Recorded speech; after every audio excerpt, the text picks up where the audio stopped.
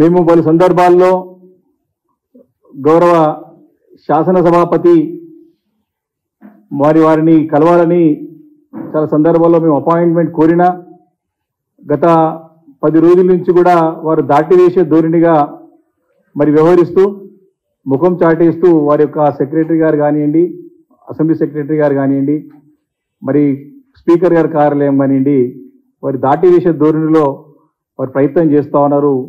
సమయం ఇవ్వకుండా మరి ఎమ్మెల్యేలకు కూడా మాట్లాడడానికి ఒక పిటిషన్, ఏ పిటిషన్ కావచ్చు అది. ఇప్పుడు ఉన్న ప్రస్తుత దాంట్లో మేమైతే అనర్హత పిటిషన్ పైన ఎవరైతే శాసనసభ్యులు పార్టీ ఫిరాయించినారో మరి కడియం శ్రీహరి గారు కానివ్వండి, వెంకట్రావు గారి ఒక పిటిషన్ ఇద్దామని చెప్పేసి అనర్హత డిస్క్వాలిఫై పిటిషన్ని ఇద్దామని కోరితే వాళ్ళు సమయం ఇవ్వకుండా మరి కాలయాపన చేస్తున్న సంగతి నేను సందర్భంగా మరి మీడియా మిత్రుల ద్వారా మరి ప్రజలందరూ కూడా తెలియదలుచుకున్నాను. అయితే ముఖ్యమంత్రి గారు మరి అసెంబ్లీ వ్యవస్థనంతా కూడా గవర్నర్ స్పీకర్ వ్యవస్థనంతా కూడా తన కంట్రోల్లో పెట్టుకొని మరి అపాయింట్మెంట్ ఇవ్వకుండా మరి వారికి అన్న మాటలు గతంలో వారు ఎవరినైనా నన్ను కలవచ్చు, ఎమ్మెల్యేలు కానీ ప్రజాప్రతినిధులు ఎవరైనా నన్ను కలవచ్చు, మీరు ఎవరినైనా కలవచ్చు, మీరు 100% ప్రజాస్వామ్యయుతంగా మరి ప్రయోజనాల కోసానికి మీరు తప్పకుండా మీరు ముందుకు రావచ్చు అని చెప్పి మాట్లాడిన సందర్భాలు అనేకంగా ఉన్నాయి. కానీ ఈ యొక్క ప్రజాస్వామ్యయుతమైన మాటలతో ముసుగులో వారు స్వార్థ రాజకీయ ప్రయోజనాలకే దీన్ని వాడుతున్నారు తప్ప మరి ఎక్కడ కూడా ప్రజాహితమైనటువంటి ప్రజాస్వామ్యాన్ని కాపాడదామనేటువంటి ఒక ప్రయత్నం ఎక్కడ కూడా చేయట్లేదని చెప్పి ఈ సందర్భంగా స్పష్టంగా మనవి చేస్తా ఉన్నాను. వారి యొక్క వ్యవహారమే విరుద్ధంగా ఉన్నది. వారు ప్రత్యక్షంగా డైరెక్ట్గానే పార్టీ ఫిరాయింపులని ప్రోత్సహిస్తున్నట్టు చాలా స్పష్టంగా గత కొన్ని నెలలుగా అర్థమవుతా ఉన్నది. అయితే మేము ఈ యొక్క డిస్క్వాలిఫై పిటిషన్ని ఎవరైతే గౌరవనీయులు కడియం శ్రీహరి గారు అదేవిధంగా వెంకట్రావు గారి వారికి పిటిషన్స్ ఉన్నాయో నేరుగా మరి వారిని కలిసి వారికి చేతికి ఇచ్చి మరి దీనిపైన తగు చర్య తీసుకోవాలని చెప్పేసి మరి కోరదామని వారు అడిగినప్పుడు వారు అపాయింట్మెంట్ ఇవ్వనటువంటి పరిస్థితుల్లో మేమందరం కూడా మా పార్టీ తరఫున లీగల్ ఎక్స్పర్ట్ టీం అంతా కూడా న్యాయ నిపుణులందరూ కూడా కూర్చొని చర్చించి తప్పకుండా ఇది కమ్యూనికేట్ చేస్తే సరిపోతుందని చెప్పి వారి ఒక సలహా సూచనల మేరకు మరి వారికి పోస్టల్ ద్వారా స్పీకర్ గారికి ఈ 2 దరఖాస్తులు స్పీకర్ ద్వారా వారికి రిజిస్టర్ పోస్ట్లో మరి స్పీకర్ కార్యాలయంకి స్పీకర్ గారికి నేరుగా పంపించడం జరిగిందని చెప్పి ఈ సందర్భంగా మనవి చేస్తా ఉన్నాను. ఇవే కాకుండా పోస్టల్ ద్వారానే కాకుండా ఇంకొక మార్గం అయితే ఉన్నదో ఈమెయిల్ ద్వారా కూడా మరి ఎందుకంటే మా కార్యకలాపాలంతా కూడా అసెంబ్లీలో మరి అసెంబ్లీ సెక్రటరీ గారు కానీ స్పీకర్ గారు అంతా కూడా మాకు మెయిల్లోనే మాకు సమాచారం అంతా అందుతూ ఉంటుంది. కాబట్టి మాకు కూడా ఒక బేసిక్ ప్లాట్ఫామ్తో మేము కూడా మెయిల్ ద్వారా స్పష్టంగా స్పీకర్ గారి కార్యాలయానికి అదేవిధంగా స్పీకర్ గారికి నేరుగా వారికి 2 పిటిషన్స్ ఏవైతే పార్టీ ఫిరాయించిన సందర్భంగా అనర్హులుగా ప్రకటించాలని చేసే పిటిషన్ని వారికి నేరుగా స్పీకర్ గారికి మరి 2 పిటిషన్స్ కూడా పంపించడం జరిగిందని చెప్పి ఈ సందర్భంగా మీ దృష్టికి తీసుకొస్తా ఉన్నాను. అయితే మాకు తప్పకుండా గౌరవ సభాపతి అంటే వారు ఈరోజు అన్బయాస్డ్గా ఉండాలి. వారు ఖచ్చితంగా వారు ఒక జ్యుడిషియల్ అథారిటీగా ఉన్నటువంటి ఒక పోస్ట్లో ఉన్నారు. వారు వ్యక్తిగతంగా కూడా వారంటే మాకు గౌరవం ఉన్నది, వారిపైన సంపూర్ణమైన నమ్మకం ఉన్నది, మాకు విశ్వాసం ఉన్నది. తప్పకుండా ఈ పిటిషన్స్ని తప్పకుండా వారు పరిశీలించి మరి ఏవైతే రీసెంట్గా సుప్రీంకోర్టు డైరెక్షన్స్ ఇచ్చిందో మహారాష్ట్ర గవర్నర్ గారికి మహారాష్ట్ర స్పీకర్ గారికి 3 నెలల్లో దీనిపైన ఖచ్చితంగా నిర్ణయం తీసుకోవాలని చెప్పేసి ఏదైతే ఉన్నదో గడువు పెట్టినదో, ఇంతకుముందు గడువు లేకుండా అని చెప్పేసి అంటూ ఉన్నారు, గడువు పెట్టినదో తప్పకుండా ఈ 3 నెలల వ్యవధిలో సుప్రీంకోర్టు డైరెక్షన్స్ గతంలో లేవు. మన భారతదేశానికి అత్యున్నత న్యాయస్థానం రాజ్యాంగ పరంగా కానివ్వండి ఇతరత్ర సమస్యలు వచ్చినప్పుడు ఆ జటిలమైన సమస్యని పరిష్కరించాల్సిన బాధ్యత మరి చాలా సందర్భాల్లో సుప్రీంకోర్టు యొక్క గైడ్లైన్స్ ప్రకారం కానీ సుప్రీంకోర్టు డైరెక్షన్స్ ప్రకారం కానీ సుప్రీంకోర్టు తీర్పు ప్రకారం కానీ మరి వాటిని ఫాలో అయ్యి అమలు చేసి నిర్ణయాలు తీసుకుని అనేక సందర్భాలు ఉన్నాయి. కాబట్టి మనకి సుప్రీంకోర్టు డైరెక్షన్స్ చాలా స్పష్టంగా ఉన్నాయి. కాబట్టి మరి వాటిని పరిగణలోకి తీసుకొని మరి స్పీకర్ గారు డెఫినెట్గా నిర్ణయం తీసుకొని మరి దీనిపైన ప్రకటించాలని కోరుతా ఉన్నాను. అంతేకాదు మొన్న హిమాచల్ ప్రదేశ్లో కూడా మరి అక్కడ ఉన్నటువంటి కాంగ్రెస్ పార్టీ ఇక్కడ అధికారంలో ఉన్నది. అక్కడ స్పీకర్ గారు ఎవరైతే అక్కడ సంబంధించినటువంటి కొంతమంది ఎమ్మెల్యేలు పార్టీ ఫిరాయించినారో, వారు వివరించినట్టు వారికి వచ్చిన దృష్టికి వచ్చినదో వారు ఇమీడియట్గా వారందరిని కూడా అనర్హులుగా ప్రకటిస్తూ తీర్పునిచ్చిన సంగతి ఈ సందర్భం గుర్తు చేస్తా ఉన్నాను. తప్పకుండా మనకు ఉన్నటువంటి సభాపతి గారు, గౌరవ స్పీకర్ గారు హిమాచల్ ప్రదేశ్ ఒక స్పీకర్ని ఆదర్శవంతంగా తీసుకొని మీ కాంగ్రెస్ పార్టీకి సంబంధించినటువంటి మరి మీ యొక్క పార్టీకి సంబంధించినటువంటి గవర్నమెంట్ అక్కడ ఉంది కాబట్టి డెఫినెట్గా వారి గైడ్లైన్స్లో తీసుకుంటారని చెప్పేసి కూడా ఈ సందర్భంగా నేను ఆశిస్తా ఉన్నాను. ఇప్పటికే దీనిపైన మా పార్టీ అన్ని రకాలుగా అన్ని విధాలుగా అనేక వేదికలపైన అనేక సంస్థల ద్వారా ఏ రకంగానైతే ఆ రకంగా పోరాటం చేయడానికి మా బీఆర్ఎస్ పార్టీ అంతా కూడా సిద్ధంగా ఉందని చెప్పేసి సందర్భం చేస్తా ఉన్నాను. అవసరమైతే మరి పోరాటం అంటే ఏ విధమైన పోరాటం చేయడానికి కూడా సిద్ధంగా ఉన్నాం.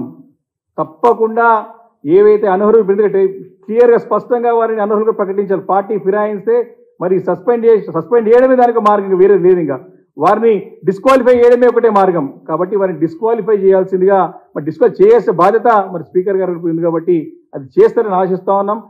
కాకపోతే దీన్ని రాజకీయ రంగు తీసే ప్రయత్నం చేస్తే మాత్రం బీఆర్ఎస్ పార్టీ ఖచ్చితంగా పోరాటం చేయడానికి సిద్ధంగా ఉన్నది. అవసరమైతే అన్ని విధాలైనటువంటి ధర్నాలు కానివ్వండి, మరి అసెంబ్లీ ముంగట కూర్చొని దీక్షలు కానీ, నిరాహార దీక్షలు కానివ్వండి, ఏ రకమైన పోరాటాలు కానీ అవసరం అనుకుంటే ఎవరైతే పార్టీ ఫిరాయించినటువంటి శాసనసభ్యుల ఇంటి దగ్గర ధర్నాలు కానివ్వండి, అక్కడ కూడా తప్పకుండా చేస్తాం. ఎక్కడ కూడా బీఆర్ఎస్ పార్టీ వెనుక పోదు అని చెప్పి ఈ సందర్భంగా మనవి చేస్తున్న స్పష్టం చేస్తా ఉన్నాను. ఒకనొక సందర్భంలో మనం చూసినాం, మనకి అప్పుడున్నటువంటి పిసిసి అధ్యక్షుడు ఇప్పటి ముఖ్యమంత్రి రేవంత్ రెడ్డి గారు పార్టీ ఫిరాయించిన వారి గురించి ఏం చెప్పినారో వారి మాటల ద్వారా విందాం. దీని ద్వారానైనా మరి పార్టీ ఫిరాయించినట్టు ఎమ్మెల్యేకి జ్ఞానోదయం అవుతుందేమని చెప్పేసి ఈ సందర్భంగా ఆశిస్తా ఉన్నాను. వారి మాటలు వారి యొక్క వీడియో ద్వారా, వారి యొక్క ఆడియో వీడియో ద్వారా విందాం. ఏమన్నారో పార్టీ ఫిరాయించిన వ్యక్తులను ఏం చేయాలో చెప్పి ఒక్కసారి మనం విందాం. ఒక్కసారి మీ ద్వారా ఈ యొక్క మీడియా ద్వారా ప్రజలందరూ కూడా తెలియాల్సిన అవసరం ఉన్నది. అధికారం రాకముందు రేవంత్ రెడ్డి గారు ఏ రకంగా మాట్లాడినారు, అధికారం వచ్చిన తర్వాత వారి యొక్క ధోరణిలో, వారి యొక్క వైఖరిలో ఏ రకమైన మార్పు వచ్చిందో ఒక్కసారి ప్రజలు అర్థం చేసుకుంటారు. కాబట్టి ఈ వీడియోని చూపెట్టదలుచుకుని ఒక్క నిమిషం. రాజీనామా చేయకుండా పార్టీ ఫిరాయించిన వాళ్ళను రాళ్లల్లో ఊర్లలోకి వస్తే రాళ్లతో కొట్టండి అని చెప్పి నేను కాంగ్రెస్ పార్టీ కార్యకర్తలకు విజ్ఞప్తి చేస్తున్నా. వాళ్ళను రాళ్లతో కొట్టించే బాధ్యత నేను తీసుకుంటా. రాజీనామా చేయకుండా పార్టీ ఫిరాయించిన వాళ్ళను రాళ్లల్లో ఊర్లలోకి వస్తే రాళ్లతో కొట్టండి అని చెప్పి నేను కాంగ్రెస్ పార్టీ కార్యకర్తలకు విజ్ఞప్తి చేస్తున్నా. వాళ్ళను రాళ్లతో కొట్టించే బాధ్యత నేను తీసుకుంటా. అంటే రాళ్లతో కొట్టి పార్టీలు గెలిచి ఫిరాయించిన వాళ్ళని రాళ్లతో కొట్టాలి ఊర్లకి వస్తాయని చెప్పేసి వారు పిలుపునిచ్చారు. ఆ బాధ్యత కూడా తనే తీసుకుంటా అని చెప్పినారు. అయితే ఈ ప్రశ్న అనేక సందర్భాల్లో ఉత్పన్నమవుతా ఉంది. చాలామంది మేధావి వర్గం కానివ్వండి, చాలామంది పత్రికల ద్వారా కానివ్వండి, రాళ్లతో కొట్టాల్సింది పార్టీ ఫిరాయించినటువంటి ఎమ్మెల్యేలనా లేకే పార్టీని ఫిరాయింపులు చేస్తున్నట్టు ప్రోత్సహిస్తున్నటువంటి ముఖ్యమంత్రి గారినా? దీనికి సమాధానం చెప్పాల్సినటువంటి సమయం ఆసన్నమైంది. దీన్ని సమాధానం కోసం ప్రజలు వెయిట్ చేస్తూ ఉన్నారు. వారన్న మాటలే, వారు ప్రత్యక్షంగా వారే అన్నారు. వారు ఇంత పెద్ద మాట తప్పి ఈరోజు మళ్ళీ కూడా మళ్ళీ అప్రజాస్వామిక పద్ధతిలో ఇవన్నీ కూడా ప్రోత్సహిస్తూ మరి ముందుకు వెళ్తాను సంగతి గుర్తు చేస్తాను.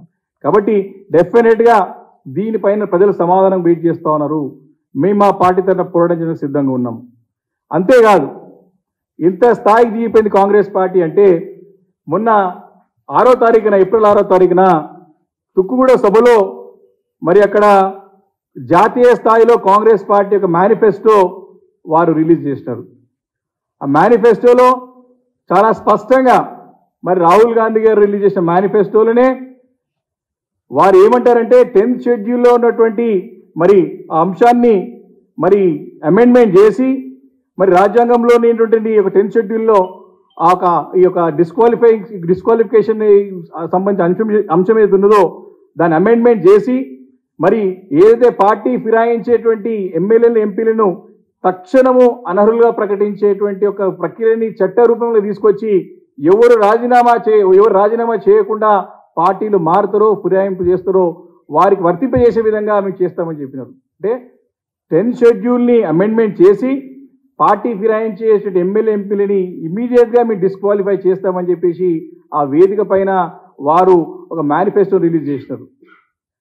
ఆ వేదిక పైన ఎంత ఆశ్చర్యకరమైనటువంటి విషయం ఏంటంటే ఆ వేదిక పైనే పార్టీ ఫిరాయించిన 3 ఎమ్మెల్యేలు కూర్చున్నారు. అక్కడ నాగేంద్ర గారు ఎక్కడ ఉన్నారు, కడియం సిఆర్ గారు, ఇటు వెంకట్రావు గారు అయితే ఆ చదువుతా ఉంటే స్పీచ్ ఇస్తా ఫ్రేమ్లో ఉన్నాడు వెంకట్రావు గారు అయితే. ఆ మీటింగ్ అంతా చర్చలో కానీ రాహుల్ గాంధీ మాట వినలేరు, అక్కడ ముఖ్యమంత్రి మాట వినలేదు. అందరూ కూడా అక్కడ వెంకట్రావు గురించి డిస్కస్ చేసుకుంటా ఉన్నారు. అంటే వారి మేనిఫెస్టో అంటే వారే కాంట్రడిక్ట్ అవుతా ఉన్నారు. ఈ రకంగా అంటే జాతీయ స్థాయి నాయకత్వం కూడా దిగజారే విధంగా మరి ఇప్పుడున్న రాష్ట్ర నాయకత్వం వారిని పక్కదారి పట్టిస్తూ జాతీయ స్థాయిలో కాంగ్రెస్ పార్టీని బలహీనం చేస్తూ అపహాసం చేస్తూ విలువ లేకుండా చేస్తున్నది మరి ఇక్కడ రాష్ట్ర కాంగ్రెస్ పార్టీ అని చెప్పి సందర్భంగా మనం చేస్తా ఉన్నాం. ఈరోజు ఈ రకంగా కాంగ్రెస్ పార్టీ వారన్న మాటకి వారే విరుద్ధంగా వివరిస్తున్న సంగతి నేను గుర్తు చేస్తా ఉన్నాను. అందుకే ఒక విషయంలో చెప్పాలంటే కాంగ్రెస్ పార్టీ ప్రవచనాలు ఒక విధంగా ఉంటే ఆచరణలు ఇంకో విధంగా ఉంటాయి. ప్రవచనాలు బాగా చెప్తారు, నీతులు బాగా చెప్తారు, కానీ చేసేది మాత్రం దానికి విరుద్ధంగా చేస్తారు. అక్కడ రాహుల్ గాంధీ నీతులు చెప్పిపోతా ఉంటే ఇక్కడ మన ముఖ్యమంత్రి రేవంత్ రెడ్డి గారు గోతులు తవ్వుతా ఉన్నారు. ఇది స్పష్టంగా అర్థమవుతా ఉన్నది. ఈ విషయమే కాదు, నరేంద్ర మోడీ గారి బడేబాయి విషయం కాడికి తీసుకుంటే, అదానీ విషయం కాడికి తీసుకుంటే, గుజరాత్ మోడల్కి తీసుకుంటే, ఈరోజు పార్టీ ఫిరాయింపుల విషయం వరకు అనేక అంశాల పట్ల వారు పైన నీతులు చెప్తా ఉంటారు, వీరు ఇక్కడ గోతులు తవ్వుతూ ఉంటారు. ఈరోజు ప్రజలు ఆలోచన చేయాలి ఈ విషయం పైన. ఏం జరుగుతుంది ఇక రాష్ట్రంలో? కాంగ్రెస్ పార్టీ పేరు చెప్పుకొని అధికారంలో వచ్చినటువంటి వ్యక్తులు ఏం చేస్తున్నారు రాష్ట్రం ఇక్కడ ఇటువైపు తీసుకుపోతున్న ఒకసారి ఆలోచన చేయాలి. అందుకే ఈరోజు కాంగ్రెస్ పార్టీకి జాతీయ స్థాయిలో కానివ్వండి ఎక్కడ కూడా విశ్వసనీయత లేదు. వారు ఉనికి కోల్పోయినారు. ఈరోజు సరాసరి వారి యొక్క వ్యవహార శైలి ఎట్లయిపోయిందంటే కాంగ్రెస్ పార్టీది ఒక వ్యవస్థ గల్లీ నుంచి ఢిల్లీ వరకు ఏ రకంగా ఉందంటే కన్ఫ్యూజన్ ఉన్నారు. కాంగ్రెస్ పార్టీ అంటే ఒక కన్ఫ్యూజన్ పార్టీ, కాంగ్రెస్ పార్టీ అంటే ఒక కాంట్రడిక్టరీ పార్టీ, కాంగ్రెస్ పార్టీ అంటే ఒక కరప్షన్ పార్టీ. కాబట్టి ఈ 3 సీలు కాంగ్రెస్ అనేది ఈరోజు కన్ఫ్యూజన్లో ఉన్నది, కాంట్రడిక్షన్లో ఉన్నది, అదేవిధంగా కరప్షన్ చేస్తూ ఉన్నది స్పష్టంగా అర్థమవుతున్నది. ఈ రకంగా కాంగ్రెస్ పార్టీ యొక్క వ్యవహార శైలి స్పష్టంగా అర్థమవుతుందని చెప్పి ఈ సందర్భంగా మనం చేస్తూ ఉన్నాం. కాబట్టి దేశవ్యాప్తంగా కానివ్వండి ఈరోజు కాంగ్రెస్ పార్టీ అయోమయ పరిస్థితుల్లో ఉన్నది. చాలా ఇబ్బందులు, చాలా పరిశాలలో ఉన్నారు అంతా కూడా. వారి యొక్క ప్రభుత్వాలు ఎక్కడ ఉన్నా కూడా స్థిరంగా లేవు. వారి ప్రభుత్వాలు దేశంలో 3 రాష్ట్రాల్లో ఉన్నాయి. ఇప్పుడు హిమాచల్ ప్రదేశ్లో కునా ఊపిరి మీద ఉన్నది. ఈరోజు కర్ణాటకలో ముఖ్యమంత్రి ఉప ముఖ్యమంత్రి మధ్యలో గొడవ నడుస్తూ ఉన్నది. ఆ ప్రభుత్వం ఎప్పుడో నిలుస్తుందో తెలియదు. తెలంగాణ రాష్ట్రంలో అసలు ఆశ్రయం మేమైతే వాళ్ళ అధికారంలో కోరుకుంటున్నాం. మాకు ఏం తొందర లేదు. వాళ్ళు ఎన్నో హామీలు ఇచ్చారు, హామీలు నెరవేరే ప్రజలు బాగా కావాలని కోరుకుంటున్నాం.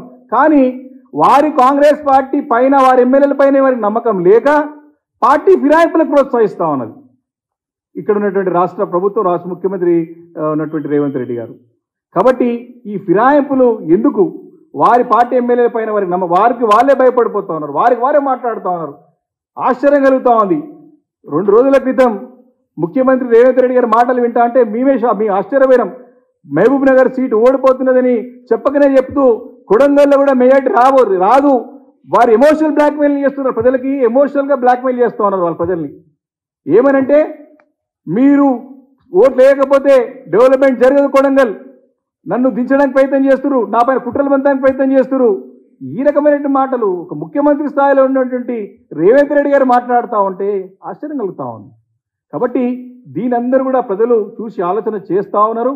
మేము స్పష్టంగా ఈ సందర్భంగా మేము ప్రభుత్వాన్ని ఈ రకంగా ఫిరాయిస్తూ, పార్టీ ఫిరాయింపులకు ప్రోత్సహిస్తూ, మరి చట్టపరంగా చేయాల్సినటువంటి పనులని చేయకుండా, మరి రాజ్యాంగబద్ధమైనటువంటి మరి ఒక సుప్రీం జ్యుడిషియరీ పవర్ ఉన్నటువంటి స్పీకర్ గారిని పని చేయకుండా అడ్డంకులు సృష్టిస్తూ, మరి మాకు అపాయింట్మెంట్ ఇవ్వకుండా దాటివేసే ధోరణి చేస్తున్నందుకు మేము ఖచ్చితంగా మరి ప్రజాక్షేత్రంలో దీన్ని ఎండగడటానికి సిద్ధంగా ఉన్నామని చెప్పి ఈ సందర్భంగా నేను మనవి చేసుకుంటూ, మేము ఇచ్చిన పిటిషన్స్ 100% వాళ్ళకి అఫీషియల్గా కమ్యూనికేట్ అయినాయి, లీగల్గా కమ్యూనికేట్ అయినాయి.